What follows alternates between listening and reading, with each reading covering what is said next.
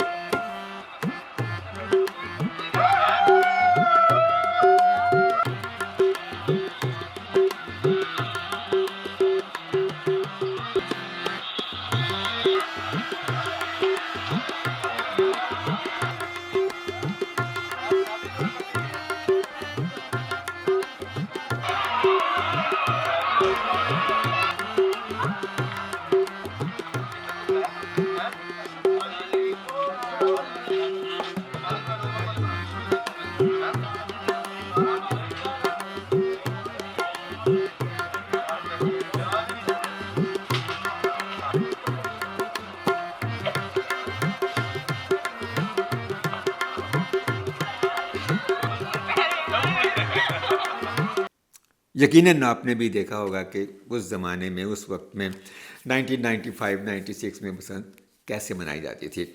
ابھی بہت زیادہ کمرشلائزیشن شروع تو ہو گئی تھی مگر ابھی اس لیول کی نہیں تھی اور اس کو کمپلیٹلی کارپوریٹ قسم کی چیز نہیں بنایا گیا تھا. مگر چھتوں پہ البتہ یقیناً عید منائی جاتی تھی، بسنت منائی جاتی تھی. تو آہستہ آہستہ جو کمرشلائز ہوتی گئی بسنت اور کارپوریٹ سیکٹر بیچ میں آتا گیا اور ان کے مفادات جو تھے وہ انوالو ہوتے گئے، تو پھر بسنت جو ہے وہ اس کی جو پیورٹی تھی، جو اس کی پیور کلچرل ویلیو تھی، وہ خراب ہونا شروع ہو گئی. اینی وے انہی دنوں میں مجھے بھی ایک پروگرام کرنے کو ملا بسنت کے بارے میں، جس میں مجھے اچھی طرح یاد ہے کہ نادیہ خان میری اینکر تھیں اور ساتھ میں الیاس چودھری صاحب میرے اسسٹنٹ پروڈیوسر تھے، اور کوئی چھت سی بہت اونچی جس کے اوپر ہم نے سیٹ لگایا ہوا تھا اور وہاں پہ ہم ریکارڈنگ کر رہے تھے. اس پہ سارے سپر سٹار آئے ہوئے تھے، گانے والے جتنے سٹار تھے سارے تھے، اور ہر شخص اپنی کیسٹ لے کر اپنی سی ڈی لے کر آیا ہوا تھا. یہ بڑا دلچسپ واقعہ ہے جو میں آپ کے ساتھ شیئر کرنے جا رہا ہوں. ہوا یوں کہ ابرار الحق بھی ہمارے اس میں مہمان تھے، مگر جب وہ اتنی ساری سیڑھیاں چڑھ کے اوپر آ گئے اور ان کا انٹرویو شروع ہوا تو پتہ لگا کہ وہ اپنی کیسٹ تو اپنی کار میں بھول آئے ہیں. لو جی ہم پھنس گئے. اب ان دونوں ان کا گانا بلو بے حد مشہور تھا، اور بلو کے بغیر وہ پروگرام کیسے ہوتا؟ کنے کنے جانے بلو دے کر. وہ ادھر ادھر چھتوں پہ نوجوان وہ گانا سن رہے تھے ان کا، اور ایک ہماری اناؤنسر نے، ہماری اینکر نے اناؤنسمنٹ کی کہ اگر کسی کے پاس اس گانے کی کیسٹ ہو تو ہمیں پھینک دے.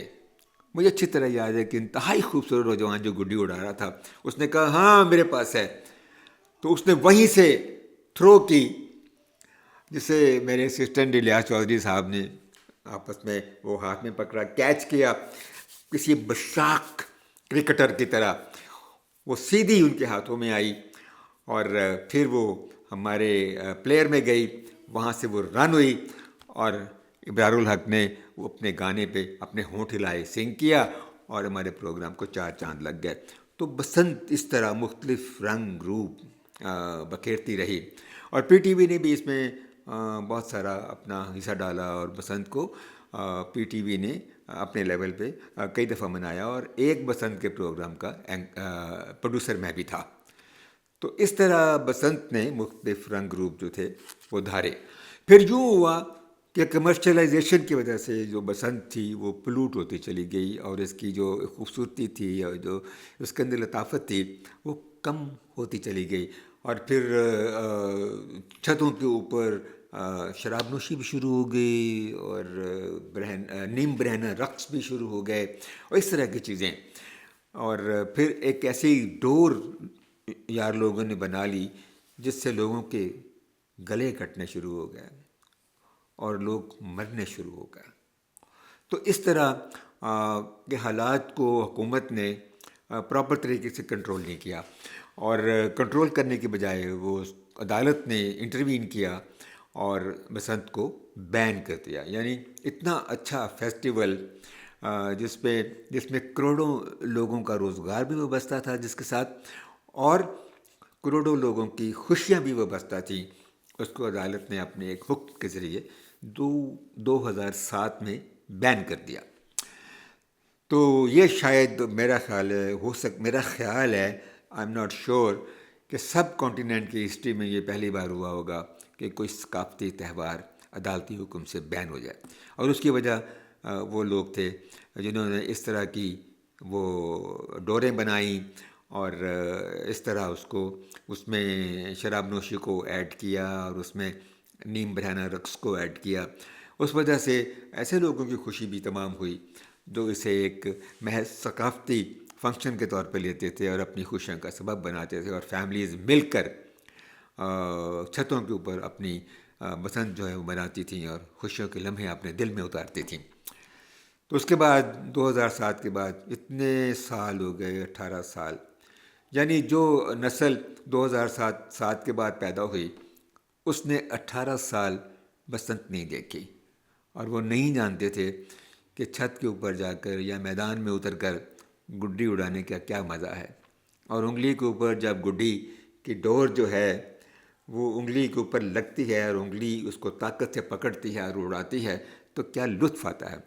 اڑانے والا یہ سمجھتا ہے کہ جیسے وہ خود بھی ہوا میں اڑ رہا ہے، اور وہ جو گڈی اوپر اڑ رہی ہے وہ اسے نہیں کنٹرول، وہ خود اس کو کنٹرول نہیں کرتا بلکہ وہ گڈی اسے کنٹرول کر رہی ہے اور اسے اپنی طرف کھینچ رہی ہے۔ وہ گڈی کو اپنی طرف کھینچتا ہے اور گڈی کو لگنے والی ہوا اس شخص کو اپنی طرف کھینچتی ہے، اور کبھی کبھار اس میں انگلی کٹ بھی جاتی ہے۔ میں آپ کو اپنا ایک شعر سناتا ہوں اسی سچویشن کے بارے میں، کہ